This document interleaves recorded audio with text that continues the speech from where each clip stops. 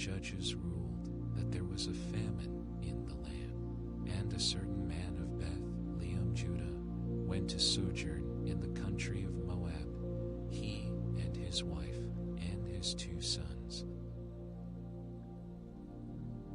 And the name of the man was Elimelech, and the name of his wife Naomi, and the name of his 2 sons Mahlon and Chilion, Ephrathites of Bethlehem, Judah.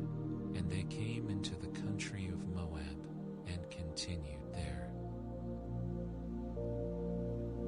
And Elimelech, Naomi's husband, died, and she was left and her 2 sons. And they took them wives of the women of Moab. The name of the one was Orpah, and the name of the other Ruth. And they dwelled there about 10 years. And Mahlon and Chilion died also, both of them, and the woman was left of her 2 sons and her husband.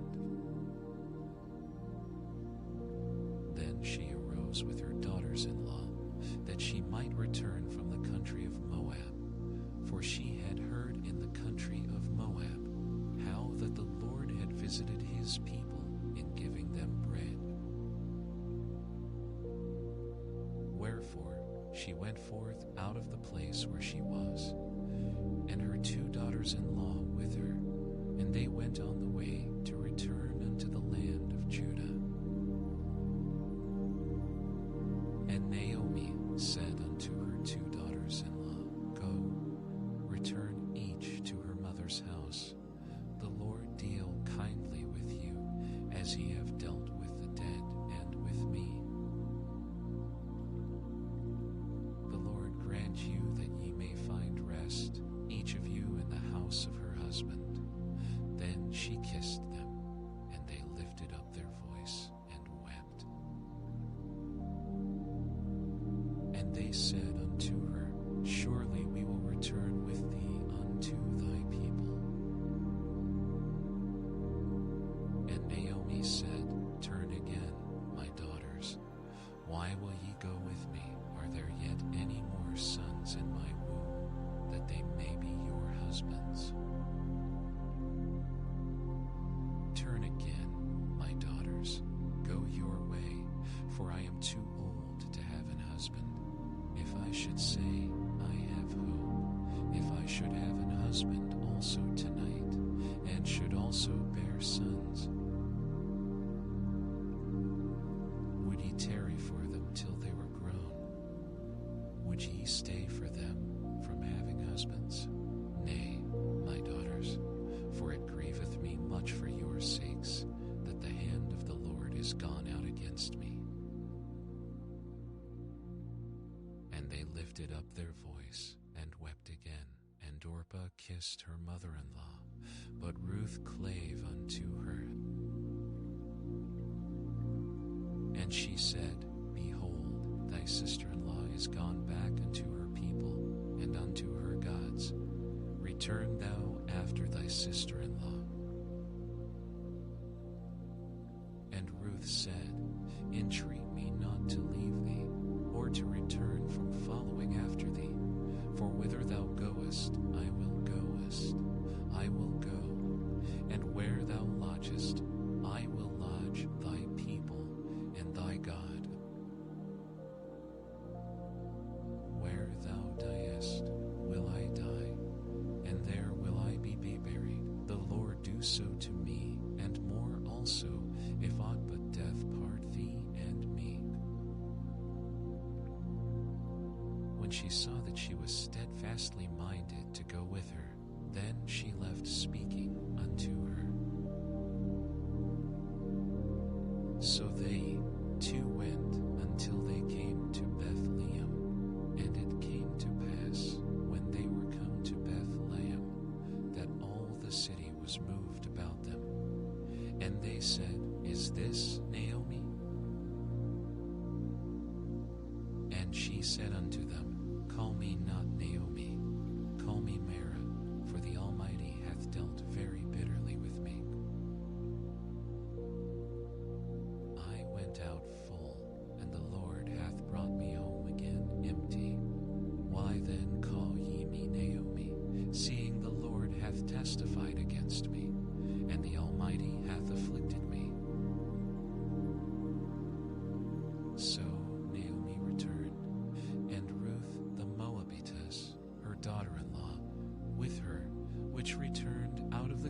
of Moab, and they came to Bethlehem in the beginning of barley harvest. And Naomi had a kinsman of her husband's, a mighty man of wealth, of the family of Elimelech, and his name was Boaz. And Ruth the Moabitess said unto Naomi, Let me now go to the field, and glean ears of corn after him, in whose sight I shall find grace. And she said unto her, Go, my daughter. And she went and came and gleaned in the field after the reapers, and her hap was to light on a part of the field belonging unto Boaz, who was of the kindred of Elimelech. And behold, Boaz came from Bethlehem, and said unto the reapers, The Lord be with you. And they answered him, The Lord bless thee. Then said Boaz unto his servant that was set over the reapers, Whose damsel is this? And the servant that was set over the reapers answered and said, It is the Moabitish damsel that came back with Naomi out of the country of Moab. And she said, I pray you, let me glean and gather after the reapers among the sheaves. So she came, and hath continued even from the morning until now, that she tarried a little in the house. Then said Boaz unto Ruth, Hearest thou not, my daughter? Go not to glean in another field, neither go from hence, but abide here fast by my maidens. Let thine eyes be on the field, that they do reap, and go thou after them. Have I not charged the young men that they shall not touch thee? And when thou art athirst, go unto the vessels, and drink of that which the young men have drawn. Then she fell on her face, and bowed herself to the ground, and said unto him, Why have I found grace in thine eyes, that thou shouldest take knowledge of me, seeing I am a stranger? And Boaz answered and said unto her, It hath fully been shewed me all that thou hast done unto thy mother-in-law since the death of thine husband, and how thou hast left thy father and thy mother, and the land of thy nativity, and art come into a people which thou knewest not heretofore. The Lord recompense thy work, and a full reward be given thee of the Lord God of Israel, under whose wings thou art come to trust. Then she said, Let me find favor in thy sight, my Lord, for that thou hast comforted me, and for that thou hast spoken friendly unto thine handmaid, though I be not like unto one of thine handmaidens. And Boaz said unto her, At mealtime come thou hither, and eat of the bread, and dip thy morsel in the vinegar. And she sat beside the reapers, and he reached her parched corn, and she did eat, and was sufficed, and left. And when she was risen up to glean, Boaz commanded his young men, saying, Let her glean even among the sheaves, and reproach her not. And let fall also some of the handfuls of purpose for her, and leave them, that she may glean them, and rebuke her not. So she gleaned in the field until even, and beat out that she had gleaned, and it was about an ephah of barley. And she took it up, and went into the city, and her mother-in-law saw what she had gleaned. And she brought forth and gave to her that she had reserved after she was sufficed. And her mother-in-law said unto her, Where hast thou gleaned today? And where wroughtest thou? Blessed be he that did take knowledge of thee. And she shewed her mother-in-law with whom she had wrought, and said, The man's name with whom I wrought today is Boaz. And Naomi said unto her daughter-in-law, Blessed be he of the Lord, who hath not left off his kindness to the living and to the dead. And Naomi said unto her, The man is near of kin unto us, one of our next kinsmen. And Ruth the Moabitess said, He said unto me also, Thou shalt keep fast by my young men until they have ended all my harvest. And Naomi said unto Ruth her daughter-in-law, It is good, my daughter, that thou go out with his maidens, that they meet thee not in any other field. So she kept fast by the maidens of Boaz, to glean unto the end of barley harvest and of wheat harvest, and dwelt with her mother-in-law. Then Naomi her mother-in-law said unto her, My daughter, shall I not seek rest for thee, that it may be well with thee? And now is not Boaz of our kindred, with whose maidens thou wast? Behold, he winnoweth barley tonight in the threshing floor. Wash thyself, therefore, and anoint thee, and put thy raiment upon thee, and get thee down to the floor, but make not thyself known unto the man, until he shall have done eating and drinking. And it shall be, when he lieth down, that thou shalt mark the place where he shall lie, and thou shalt go in and uncover his feet, and lay thee down, and he will tell thee what thou shalt do. And she said unto her, All that thou sayest unto me I will do. And she went down unto the floor, and did according to all that her mother-in-law bade her. And when Boaz had eaten and drunk, and his heart was merry, he went to lie down at the end of the heap of corn. And she came softly, and uncovered his feet, and laid her down.